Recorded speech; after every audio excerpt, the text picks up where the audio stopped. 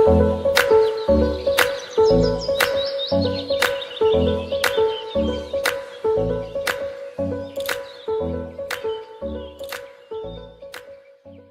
Great Revolt, Inside the Populist Coalition Reshaping American Politics, Crown Forum, by Salena Zito and Todd. People struggling to understand what is happening in American politics would do well to read this fascinating book, co-written by one of the first journalists to see what was happening to a key slice of the electorate, the white working class in the upper Midwest. And Salena Zito, who is based in Pittsburgh, had a clear view of what was happening well before the stunning election of 2016. Zito wrote The Great Revolt with Todd, a Republican strategist with Tennessee roots. She pulled together her observations of extensive reporting and writing about the people in parts of America who feel they have been forgotten as the fast-growing cities, and especially those on the nation's coastlines, surged back from the Great Recession of 2007 to 2008. Many of the towns and small cities in the nation's Rust Belt did not snap back so easily, something often overlooked in coverage about the economy's comeback. Their book shifts from chapters looking at broad themes from this slice of American voters to portraits of these people, many of whom struggle to raise their families, make a living and rediscover hope in the future. Todd studied their reactions in focus groups as they talked about the brash newcomer to the political scene,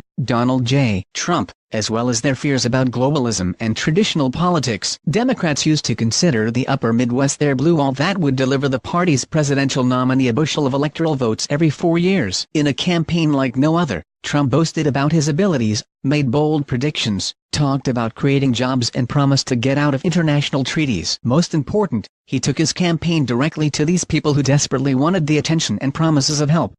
Cut immigration and protect struggling industries. The Hillary Clinton campaign never perfected her campaign's appeal to these people, and in some cases neglected to travel to them. The book profiles people like Bonnie Smith from rural Ohio, who runs a bakery. She was raised a Democrat, her parents were Democrats, and she is married to a Democrat. In March 2016, she voted for Bernie Sanders over Hillary Clinton in the Democratic primary. But later in that election year, I started to look around me, in my town and my county, and decided I am just not in the mood to just show up and vote for who my party tells me I have to vote for.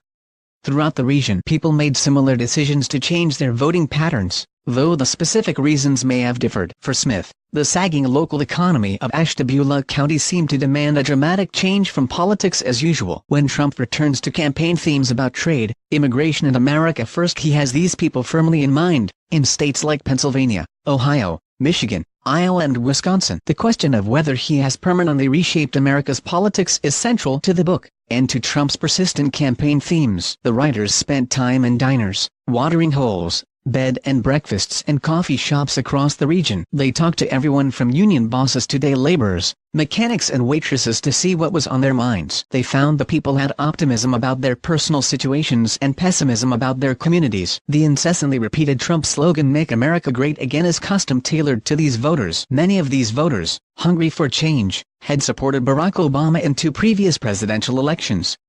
They were attracted to his soaring rhetoric and promise of change. Joe Keenan is a rural Wisconsin resident who owns a repair shop for farm equipment, and he voted for Obama because in politics change is a potent message, and he had a potent delivery. But he grew disappointed with Obama and the direction of the country. "I like Trump because he is going to clean out Washington," Keenan said.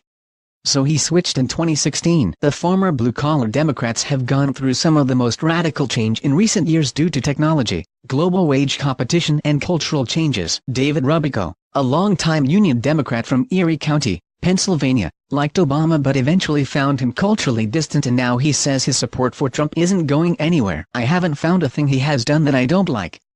The roughly 40% of the population that supports Trump is unwavering and includes many residents of the upper Midwest who were long a critical part of Democrats' path to national victory. Will Lester works on the editing desk for the Associated Press in Washington. Winning them back from Trump will be no easy task. For a dozen years before that, he covered politics in Florida and Washington for the AP. On Twitter, follow @WillLester.